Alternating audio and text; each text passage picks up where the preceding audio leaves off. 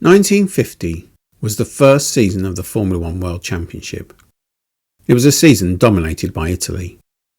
The competitive cars were all Italian: Alfa Romeos, Maseratis and Ferraris, with a handful of British and French entries making up the numbers. Alfa Romeos won every race that season, barring the Indianapolis 500, which was considered part of the championship for some unfathomable reason. Nino Farina and Juan Manuel Fangio fought out a season-long battle, which was settled at the final race when Farina won the Italian Grand Prix at Monza. The first Formula One World Champion was an Italian in an Italian car who sealed the title in Italy. Whilst Fangio claimed his first title in 1951, beating Alberto Ascari into second place and Farina into fourth, in 1952 drivers from Italy dominated the season, finishing first, second and third, with Ascari claiming the title, a feat he would repeat in 1953, beating Fangio and becoming Formula One's first double world champion in the process. The Argentinian matched that feat in 1954. Ascari and Fangio were the Prost and Senna of their generation, with much argument amongst journalists and other drivers as to who was the better driver. Fangio always said that the championships he valued most were those he won against Ascari. Then in 1955, Ascari was killed in a testing accident at Monza.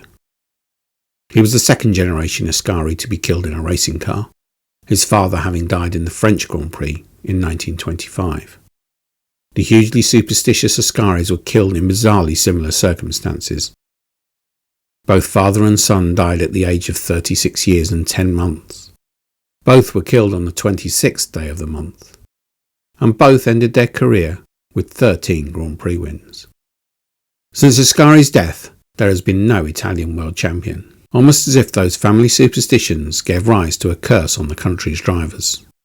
Despite producing dozens of talented racers and numerically dominating the sport for much of the 70s and 80s, it is now 70 years since an Italian driver claimed the world championship. With not a single Italian driver on the grid for 2024, that's a curse which isn't going to be beaten yet. Ascari's 13 Grand Prix wins make him Italy's most successful Formula One World Championship driver.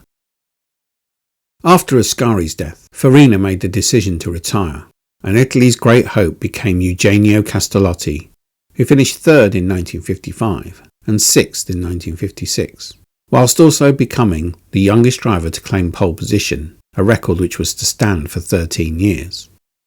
Sadly, in 1957, he was killed in a testing accident at the Modena Autodrome when he clipped a curb at the chicane, which caused his car to roll, throwing him out. He died of head injuries at the age of 26. Luigi Musso took up the baton for Italy next, finishing a distant third to Fangio and Moss in the 1957 season. 1958 had started well for him, but disharmony at the Ferrari team between the two English drivers and Musso meant that Musso was often guilty of overdriving his Ferrari. At the French Grand Prix at Reims, Musso ran off the track while chasing Hawthorn, hit a ditch and was thrown from his barrel-rolling car. Like Castellotti, he died of head injuries. Fate was to catch up with each of Ferrari's 1958 drivers. Collins was killed at the German Grand Prix just 2 races after Musso, whilst Hawthorn clinched the World Championship, immediately retired from the sport, and was then killed in a road accident just weeks later. In 1961, literally out of nowhere, Giancarlo Baghetti briefly set the Formula One scene alight and promised great things.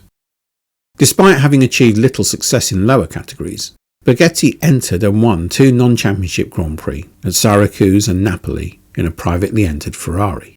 Stunned by their success, the team then entered the French Grand Prix, which Baghetti also won, beating, amongst others, Von Trips, Moss, Graham Hill, Jimmy Clark and Jack Brabham. No other driver has achieved the feat of winning their first 3 Grand Prix. And aside from Farina, who won the first ever World Championship race, no other driver has won on their World Championship debut. Baghetti was snapped up for Ferrari in 1962. However, a year with the disastrous Tipo 178 caused him to make a sequence of terrible decisions, starting with leaving Ferrari in 1963 and joining a succession of worse teams until he retired in 1967, notable only for those incredible first 3 races. As Baghetti's star was fading, a new Italian hope was arriving in Lorenzo Bandini. Joining Ferrari in 1962, he would be the top-placed Italian for the next 4 seasons. In 1966, he became the Scuderia's team leader when John Surtees retired, but he suffered terrible luck that season, losing victory twice when mechanical failure struck whilst leading comfortably. He was under pressure for 1967, therefore, with Enzo Ferrari threatening to replace him as team leader with fellow Italian Ludovico Scarfiotti. Scarfiotti had won the Italian Grand Prix in 1966, Ferrari's only victory that year. In his first appearance of the 1967 season at Monaco, Bandini crashed heavily at the Harbour chicane and was trapped under his burning car for several minutes before being rescued. He was severely burnt and died 3 days later from his injuries. In a bitter irony, in his role as advisor to the 1966 John Frankenheimer movie Grand Prix, Bandini had suggested that the chicane would be the perfect place to set a crash for one of the movie's main protagonists. His fatal accident was to occur at exactly that spot. Scarfiotti had a poor 1967 season and was dropped by Ferrari for 1968. He was killed in a hill climb race in Germany later that year. Through the late 60s and early 70s, a number of Italian drivers met with limited success in the sport, the best of whom, Vittorio Brambilla, took an unlikely victory for March in the rain at the Austrian Grand Prix in 1975. It was the first victory by an Italian for nearly a decade since Scarfiotti's only triumph in 1966. The wait for the next win was to be almost as long. In 1977, Riccardo Patrese made his Grand Prix debut with Shadow. It was the beginning of a career which was to span 17 seasons, 256 Grand Prix, and make him the second most successful Italian Grand Prix driver of all time. Initially, though, bad luck prevented Patrese from achieving significant success, and in 1979, another driver arrived who seemed likely to bring Italy to the forefront of Grand Prix racing, Bruno Giacomelli. Giacomelli had actually made his Grand Prix debut in 1977, driving a third McLaren at the Italian Grand Prix, although he was still a Formula 2 rookie driver at the time. In 1978, in his second season of Formula 2, Giacomelli trounced the competition, winning the title and doing so by taking victory at 8 of the championship's 12 rounds.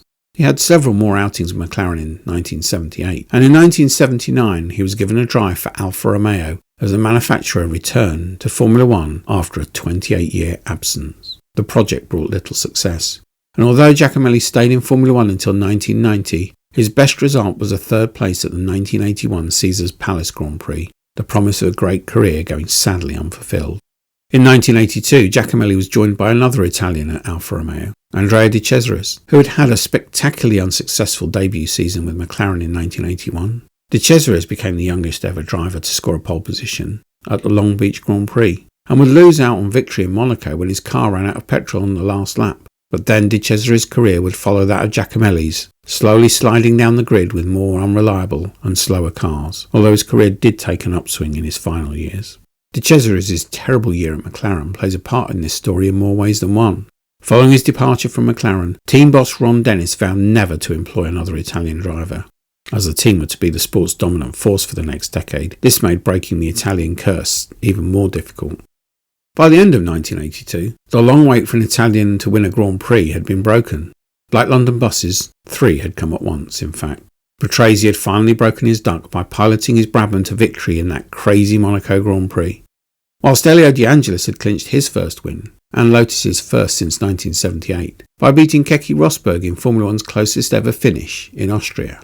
Then, at the season finale, Michele Alboreto had destroyed the field in his unfancied Tyrrell to claim his first victory. Each was considered a contender for the role of future champion. Patrese was driving for Brabham, which had a deal with BMW for turbo engines. De Angelis would be driving a Lotus, which would be the first team to get a customer turbo engine from Renault, whilst Alboreto's easy-on-the-ice speed and unstereotypical laid-back nature made him an attractive prospect for the future. For Patrese, things would go wrong very quickly. His car was used as a testbed to support teammate Nelson Piquet's 1983 championship challenge. It was hugely unreliable and failed to reach the checkered flag for each of the first 9 races. A single win in South Africa was his only reward from that season. In 1984, he would move to Alfa Romeo, whose challenge was faltering under the parent company's financial problems. 2 years later, he returned to a Brabham team which was now suffering the same fate. A move to a Williams team in the doldrums suggested we had seen the best of Patrese's career. but more of that later. In the meantime, Alberto had been snapped up by Ferrari for the 1984 season after claiming a second win for Tyrrell in 1983. Early signs were promising when he won in his third race for the team in Belgium. However, this was a championship which would be dominated by McLaren, and Alberto did not win again. He was even beaten to third place in the championship by Elio De Angelis. De Angelis had run a season based on consistency, as Lotus were not able to run full boost on their Renault Turbo engines. After the British Grand Prix, De Angelis was 11 points behind Prost and 4 behind Lauda, and the only non-McLaren driver in contention for the title. Lotus turned the boost up on their engines in the hope of taking the fight to McLaren, but all this did was to make the engines more likely to fail, with the car retiring from 4 of the last 6 races as a result. Even so, by taking third place in the championship, De Angelis had posted the best result for an Italian driver since Musso in 1957. In 1985, Alberto was to go one better, winning 2 races and claiming a distant second in the World Championship to Alain Prost's McLaren. They were to be the last victories of his career, which would begin to spiral downwards from 1986. 3 years of poor Ferraris were followed by a number of years in terrible back-of-the-grid cars before he cooled time on his Formula One career. Alberto went on to win Le Mans in 1997, but was killed in a testing accident in his Audi Le Mans car in 2001. 1985 saw De Angelis take his final victory and part ways with Lotus, joining Patrese at Brabham for 1986. He was killed in a testing accident at Paul Ricard early in the season. 1988 saw the emergence of a new Italian talent in Sandro Ninini, who had signed for the Benetton team after impressing in his debut year with Minardi. Having scored a number of podiums through 1988 and 89, Ninini claimed his first and only victory at Suzuka after the 2 McLarens collided and Senna was disqualified by the FIA to guarantee Prost the title. Ninini finished 6th in the championship. In 1990, Ninini continued to score well, but before the end of the season was involved in a helicopter crash which severed his right forearm, ending his Formula One career. 1989 also saw the return of Riccardo Patrese to the spotlight. After a quiet season in 1988 with a slow and unreliable Judd engine, Williams agreed a deal to use Renault engines, which turned out to be reliable and quick.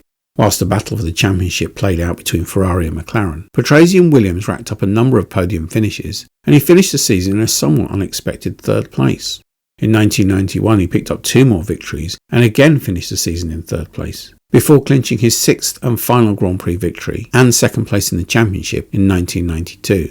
Patrese ended his career with Benetton in 1993 as the second most successful Italian driver on race wins, behind Ascari, and third most successful based on championship results, behind Ascari and Farina. There was one more driver who came into Formula One with great expectations, or should I say, returned to Formula One. Alessandro Zanardi had a handful of drives for Jordan, Lotus and Minardi in the early 90s, before disappearing to the US with no drive in the offing for 1995. Having picked up a pair of IndyCar championships, Zanardi returned to Formula One with Williams in 1999 and, based on his performances in America, was expected to set the circuits alight. Instead, the Williams car was a dud, short on performance and reliability. Whilst Zanardi proved increasingly ragged in trying to wring some performance from it, the season ended with no points and only 5 finishes. Team and driver agreed a divorce, and the wait for an Italian champion went on. It would end up being an 11-year wait just for the next Italian to win a Grand Prix, when Giancarlo Fisichella claimed victory in the chaotic 2003 Brazilian race. Fisichella would claim 2 more victories, in Australia 2005 and Malaysia 2006, finishing the season 5th and 4th in the championship respectively. In between, Jarno Trulli had taken his only Grand Prix victory at the 2004 Monaco Grand Prix. Despite initially promising to be potential championship contenders early in their careers, neither Fisichella nor Trulli ever carried that spark with them when they had their chance in a top team. And in terms of Italian success, that's where it ends. It's nearly 2 decades since Fisichella's last win. It's 15 years since Jarno Trulli stood on the podium in Bahrain, the last Italian to do so.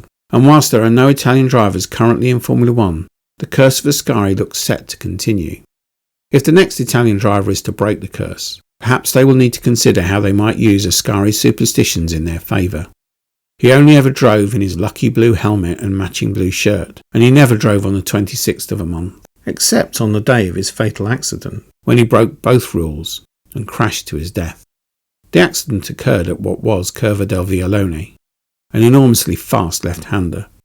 The corner has been given a chicane, and been renamed the Varianti Ascari, serving at every Italian Grand Prix as a reminder of the curse of Alberto Ascari.